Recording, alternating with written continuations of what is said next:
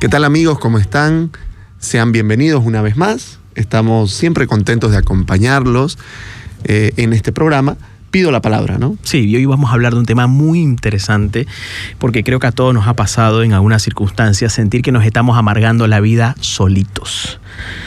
Sentir que nos estamos ahogando en un vaso con agua, sentir que estamos exagerando con la forma en la que estamos manejando una u otra situación, sentir que las cosas que vamos sufriendo son innecesarias y que después de un cierto tiempo uno dice, ¿por qué sufrí por esto? ¿Por qué me afectó tanto esto? ¿Por qué me afectó tanto esto otro? Pero principalmente le vamos a poner el foco no tanto a la amargura, sino a los pensamientos que muchas veces resultan la base de esa amargura, la base de ese desánimo, la base de esa, por así decirlo, ese sufrimiento innecesario. Y aquí vamos a poner en énfasis de que hay sufrimientos que son útiles, que son parte del ciclo de la vida, los sufrimientos, por ejemplo, que vienen en procesos de adaptación, pasar de cambios de etapa, de estar soltero a estar casado, pasar de no tener hijos a tener hijos, es decir, hay una serie de sufrimientos de niño a adolescente, de crisis, de niño a adolescente, entendidas como formas de adaptación a una nueva etapa. No vamos a hablar de ese sufrimiento que es, por así decirlo, parte de las crisis esperadas de la vida, claro, sino de aquellas que terminan siendo, pues, no parte del ciclo vital necesariamente, sino pues parte del contexto, de la circunstancia, de la situación en la que vivimos y cómo ese sufrimiento innecesario termina calando tanto en nuestro interior que no sabemos muy bien qué hacer cuando lo sentimos. Voy a dar un ejemplo. Es posible que a dos personas, vamos a decirlo así, a dos hermanos se le muere la mamá. Sí. ¿Ok? Ellos eran dos hermanos, vamos a hacerlo más dramático, eran hermanos gemelos. ¿Ya? Y se le fallece su mamá de ellos. Sí. Es perfectamente posible que uno de ellos alargue mucho más ese sufrimiento y ese duelo que el otro. Uh-huh. ¿Por qué? Porque probablemente las formas en cómo cada uno lleve adelante ese proceso de duelo sea distinta. Entonces, ¿a qué voy con esto, no? Que podemos ser de la misma familia, podemos ser incluso hermanos gemelos si querés, pero hay una diferencia importante cuando uno decide qué hacer frente a las cosas que le pasan, frente a las circunstancias adversas, o uno decide si se mete o no se mete directo a sufrir porque no hay otro camino, ¿no? Sí. Viste que hay un dicho que dice que el dolor es inevitable, pero el sufrimiento es opcional. Correcto. ¿No? Sí. Entonces, nos referimos a eso, a que es posible desarrollar actitudes, capacidades, maneras de pensar sobre todo, que puedan ser más o menos útiles frente al dolor. La realidad es que pensamos y no sabemos muy bien si a veces la gente siente que sufre por pensar mucho. Pensemos en el ansioso, por ejemplo, que siempre se adelanta a las circunstancias, a las situaciones, en la persona que siempre está anticipándose a futuros negativos, a futuros tenebrosos, a futuros adversos, y entonces empieza a preguntarse qué voy a pasar, qué voy a hacer si pasa esto, qué voy a hacer si pasa esto otro. Ese es un esquema de pensamiento que es por ahí la adivinación del futuro, la anticipación del futuro. Hay gente que pasa mucho más tiempo atado al futuro, desde que generalmente uno piensa que uno está atado al pasado. Bueno, el que está atado al futuro, todo el tiempo piensa en todo lo que puede salir mal. ¿Y cuál es el problema de eso? De que el cuerpo, que no distingue bien entre lo que es real y lo que no es real, pero mejor dicho, la mente, que no distingue bien entre lo que es real y lo que no es real, termina sintiendo que todas esas cosas están pasando en este momento. Y todo es real. Y esa es la base de la ansiedad. De la ansiedad. Muchas veces, no siempre, pero claro, muchas veces la base de la ansiedad es la anticipación que genera en mi cuerpo un mensaje de todas estas cosas están pasando. Claro. Se está muriendo mi padre, le va a pasar tal cosa, me voy a quedar sin empleo, mi pareja se va a querer separar de mí, me va a ser infiel. Entonces, cuando yo me anticipo a todas esas cosas, mi cuerpo empieza a reaccionar como si todas esas cosas ya estuvieran sucediendo. Sí. Entonces uno siente y dice, no sé por qué estoy ansioso. O entrando, por ejemplo, a los esquemas de pensamiento más depresivos, sí, no tanto ansiosos, no solo es anticiparse a lo posiblemente mal y estar en alarma, ¿no? Todo el tiempo. Sí, en alerta, sí. Sino es asegurar que todo va a salir mal.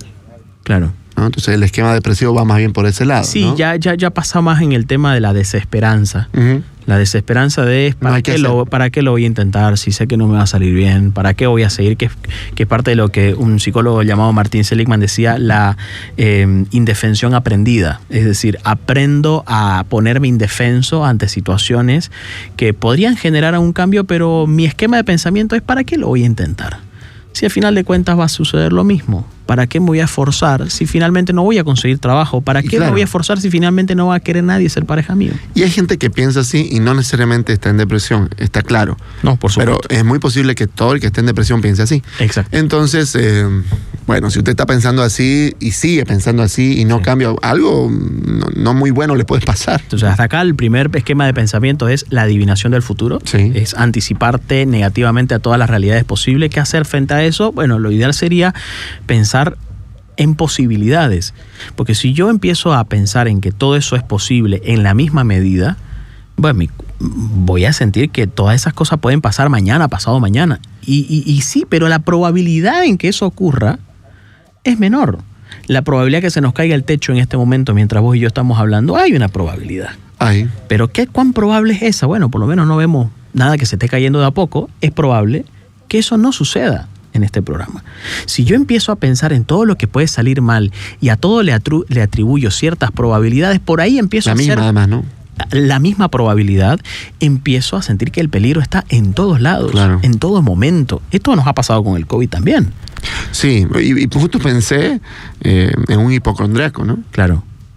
Que de pronto escucha o lee que existe el, no sé, síndrome de colon irritable y a los 2 días piensa que lo tiene. Claro. ¿No?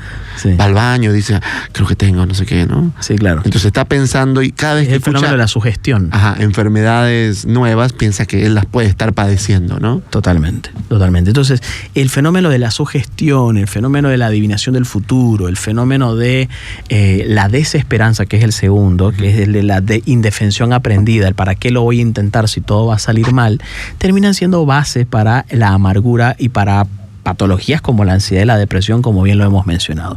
Pero hay otros esquemas de pensamiento, o bien dicho así, también falacias, ¿no? Las falacias son aquellas cosas que uno toma como verdad, pero en realidad no lo son. Parecen verdad, pero no son. Por ejemplo, hay una falacia que estuve leyendo algunos libros de filosofía recién, y uno de ellos decía la falacia del coste irrecuperable. Uh-huh. ¿Qué es la falacia del coste irrecuperable? Es, no voy a tomar la decisión de dejar esto porque ya he invertido mucho en eso y sería desperdiciar todo lo que yo ya he invertido, pero sigo perdiendo mientras pasa el tiempo. Claro. Pensemos en un negocio, sí, pensemos en una relación que no funciona hace muchísimo tiempo, pensemos en cuántas decisiones retrasamos en nuestra vida y no las tomamos porque sentimos que el coste que hemos invertido es irrecuperable. Entonces hay gente que, por ejemplo, a la hora de cerrar un negocio dirá, pero este negocio mis padres lo han fundado, no es posible que yo tenga que dejarlo. Y ese negocio no da hace mucho tiempo. Ese negocio ya no es negocio porque el mundo cambió y la sociedad es diferente, ya no se consume eso, ¿no? Por ejemplo, el que vende VHS. No, o el que vendía o fabricaba, ¿cómo se llama esta? Lo que daba la cooperativa Cotas. ¿Qué? Para Viper. Los teléfonos. Viper. No. Cuando vos te suscribías a estas compañías telefónicas te daban una guía telefónica. La guía telefónica, el que vendía guías telefónicas, ¿no? O sea, es decir, hay cosas que ya no son negocio claramente y que o el negocio tiene que adaptarse a una realidad diferente o no sobrevive. Entonces, la falacia del coste irrecuperable nos hace amargarnos la vida porque nos hace mantenernos en un lugar que ya sabemos hace mucho tiempo que no deberíamos estar, cerrar ciclos ante ciertas cosas, pero no los cerramos por el solo hecho de creer de que sería en vano tanto esfuerzo, tanto que le pusimos, y entonces eso no tiene mucho sentido, ¿no? Claro. Y yo creo que de alguna manera tiene que ver con aferrarnos al pasado, Sí. que obviamente es todo un esquema de pensamiento también Sí, claro.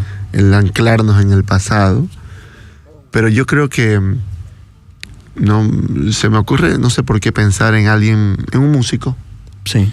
Un músico que a sus 18, 19 años armó una banda y ya tiene 45, ¿no? Y le ha metido ganas y toca por aquí, toca por allá, pero evidentemente pues no ha sido un éxito su carrera como músico, ¿no?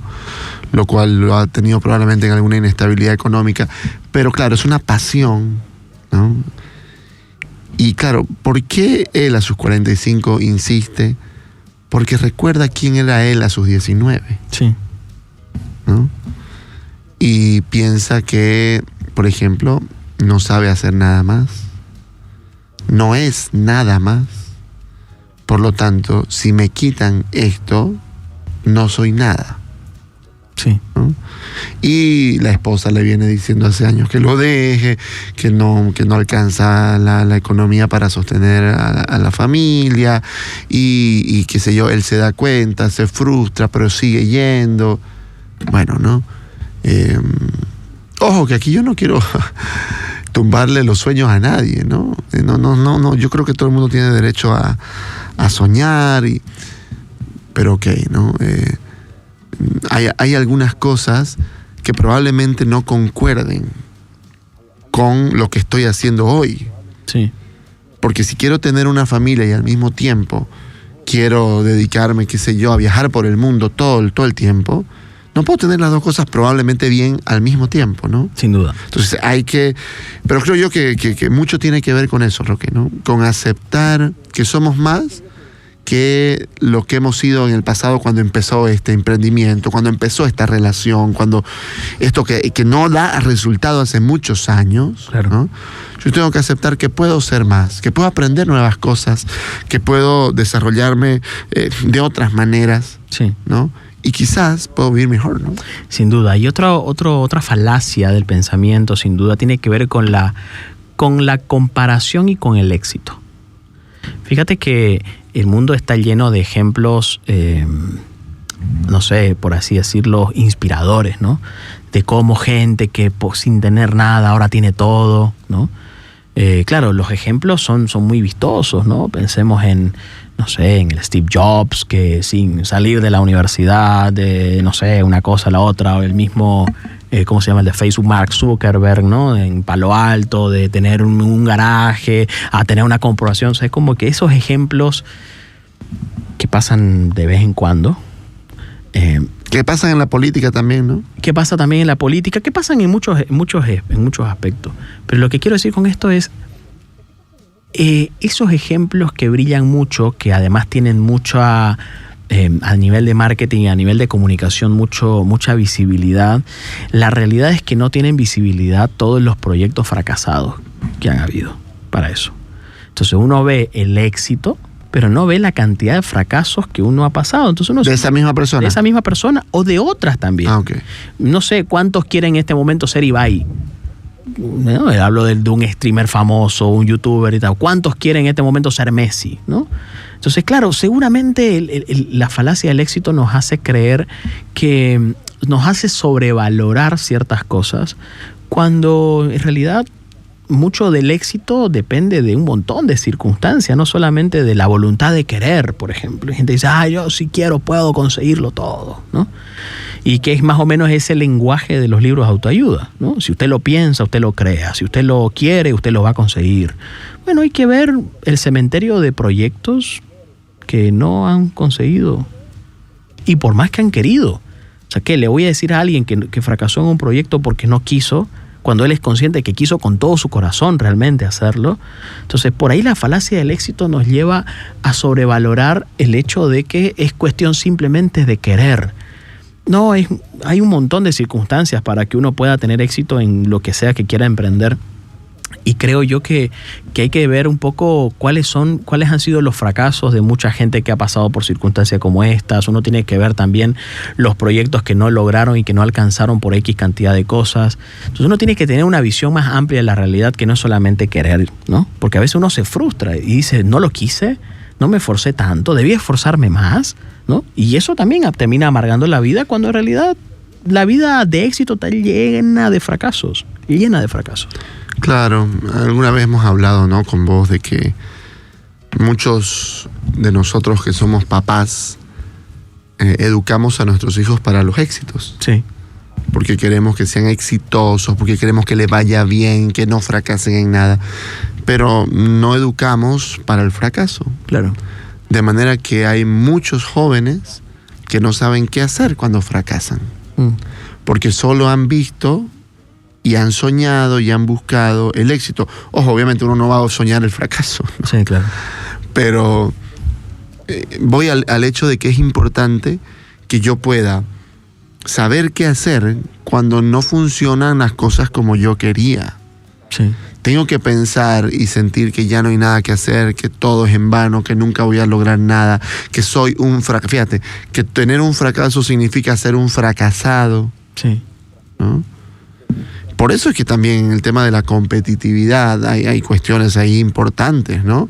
Cuando solamente todo el mundo quiere ser el primero y para ese lugar solo hay uno. Claro. ¿No? Sí. Si yo llego al segundo... Los 35 padres los 35 alumnos del curso de mi hijo tienen padres que quieren que sea el primero. Bueno, pero el primero solamente tiene lugar para uno, como bien decís vos. O sea, no tiene sentido, ¿no? Claro, entonces, de alguna manera, Roque, pueden rotar, digamos, ¿no? Pero de alguna manera estamos hablando de que estamos enfocándonos en el resultado. Sí, claro. Y hay un peligro ahí. Somos resultadistas. Claro, hay un peligro tremendo porque la corrupción es resultado sin esfuerzo. Sí. ¿No es cierto? Claro. Todo tipo de corrupción. Corrupción en el deporte, corrupción en los negocios, corrupción en las entidades públicas, corrupción en la justicia. Sí. Yo quiero ganar este caso. Bueno, pero no hay cómo lo gane porque, bueno, hay cómo lo gane. Es coimeando. Entonces, de alguna manera, es peligroso, ¿no? Ver el éxito como un resultado al que quiero llegar como de lugar. Sí, y no me importa cómo. ¿Y sabes qué me conectaba? Pensaba yo en algo. Pensaba en la felicidad, en el propósito de la vida. El concepto de felicidad. Ajá. Sí. Y entonces, no pensamos mucho en eso. Fíjate que lo vamos repitiendo simplemente porque ahí está la otra falacia de porque los demás lo hacen, porque yo ya debería estar haciendo esto, porque yo ya debería estar en esto otro, porque nuestra tendencia a querer ser homogéneos, a hacer lo que los demás están haciendo. No sé, me frustro porque no salí a la misma edad en la que mis compañeros de colegio salieron de la universidad. Me frustro porque yo, que fui el mejor alumno de mi colegio, no encuentro trabajo. Me frustro porque ya muchos amigos de mi edad ya tienen familia, ya tienen hijos y yo todavía no encuentro pareja. O sea, esa parte social que nos busca homogeneizar a todos, que todos seamos así igualitos, ¿no? Para uno sentirse que está encajando en lo que socialmente espera. E incluso la sociedad genera una especie de presión sobre este individuo que ya tiene 35 años y no hay ni miras de casarse. Entonces, yo creo que esa falacia también nos hace equivocarnos y nos hace amargarnos la vida. Equivocarnos porque elijo al que se me pasa enfrente y amargarnos la vida porque todo el tiempo ando pensando en cuántas cosas deberían estar pasando en mi vida y no están pasando, en lugar de vivir la vida que tengo y las posibilidades que tengo con lo que tengo. Claro, entonces, de alguna manera es esta idea de que si yo logro el éxito que quiero, seré feliz. Sí. ¿No? Y entonces tenemos que preguntarnos, ¿no? ¿Qué necesitamos para ser feliz? Es una pregunta muy buena, porque, claro, aparecen las cosas materiales, aparece siempre el amor, aparece siempre el éxito profesional, de una u otra manera, ¿no? Y claro, estos otros ejemplos no son tan visibles, pero también están ahí o también lo son, de personas que, por ejemplo, ¿no? Recientemente, me parece, no hace mucho, el Papa Francisco visitó un país y fue a un monasterio y se entrevistó con una religiosa que estaba postrada, me parece, algo así, ¿no? Recién vi que estaba también con unas religiosas que tenían síndrome de Down. Sí. ¿No? Entonces, cuando uno ve casos de gente que tiene menos que uno y es feliz, se tiene que preguntar una vez más, ¿qué se necesita para ser feliz? ¿No? ¿Qué se necesita? Como la historia del rey y el mendigo, ¿no? De este rey que le pregunta a este mendigo, ¿no? Lo mismo, ¿no? ¿Cómo es que podés ser feliz si no tenés todo lo que yo tengo? Sí, los países con mayor índice de felicidad en su población no necesariamente coinciden con los países más ricos. O países como Suiza, Japón. Claro, que tampoco los más pobres. Ajá. Porque es parte, claro, de la calidad de vida, sin duda. No, decía yo, países como Suiza, como Japón, como algunos países de Europa también occidental, que son ricos y tienen las tasas de suicidio más altas. Las tasas de suicidio más altas, correcto.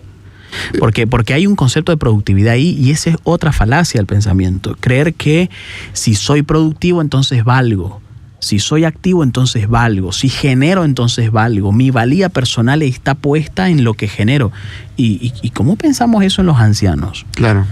En las personas de la tercera edad. O en las personas con capacidades diferentes. O las personas con capacidades diferentes. Una sociedad que pone el foco no solamente en el resultado, sino en la productividad, en el rendimiento. La valía personal, la dignidad personal está puesta en el rendimiento. Claramente uno puede amargarse mucho la vida en un momento en donde uno siente que ya no tiene la misma fuerza de hacer que antes. O sea, ¿qué tipo de salud mental va a tener nuestra población de tercera edad si se sabe con menos capacidades intelectuales y físicas y que además no puede rendir del modo en que antes rendía? O sea, desde esa mentalidad del rendimiento y de la productividad, claramente no va a haber posibilidades de tener una salud mental en el grueso de esa población. Hablaste de los ancianos, pero hablemos de los niños, ¿no? También. Yo conversaba con un papá, que fue un comentario así, ¿no? Una mamá, creo, que me dijo, bueno, sí, mi hijo que está yendo también a la psicóloga, algo así. ¿Tiene algún problema? No, es para que le hagan estimulación. ¿Y por qué? No, porque quiero que le hagan estimulación. Bueno, ok. Hay niños que tienen la agenda más ocupada que los padres, ¿no? Eso, ¿no? Vamos por ese lado, que hay papás que quieren que sus hijos de 6, 7 años sean productivos también. Hasta el ocio tiene que ser productivo. Claro. Entonces tienen toda una agenda desde y no les permiten ser niños. Sí. No les permiten aburrirse, ser creativos. Y eso es tan vital para la salud mental. Tener ese tiempo de no hacer nada, el ocio. Tener hasta planificado el ocio, hasta producir en el ocio, ¿no? Mientras hago esto, voy haciendo esto otro. Y vos sabés que los dos, ¿no? Pero yo siempre, por ejemplo, a todas las personas que atiendo, les pregunto, bueno, ¿cuál es su pasatiempo? ¿Qué hace para divertirse? Uh-huh. Hay gente que ni se acuerda. Yo te puedo decir, en mi experiencia, que por lo menos arriba del 70% no responde esa pregunta claramente. ¿No? O la responde como decir, sí, me gusta dormir, me gusta echarme a mirar tele, ¿no?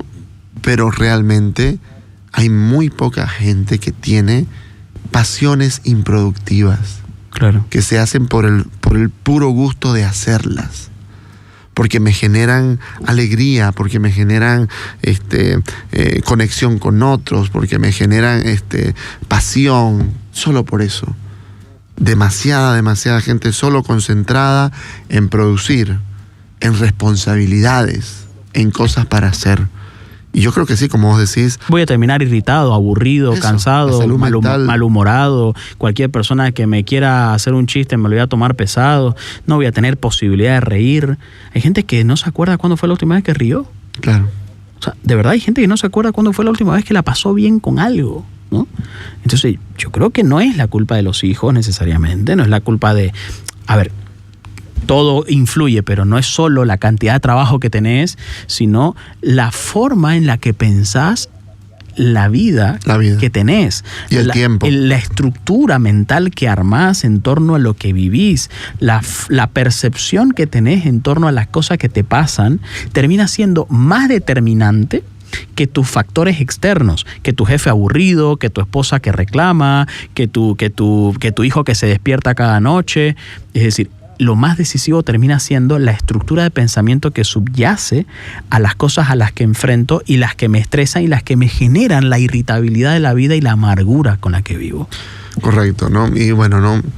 Para terminar, quizás muchos o casi todos, por ejemplo, de nuestra edad, ¿no? De entre el 30 y 50, vamos a decir, o de 25 a 50 años, estamos ocupados.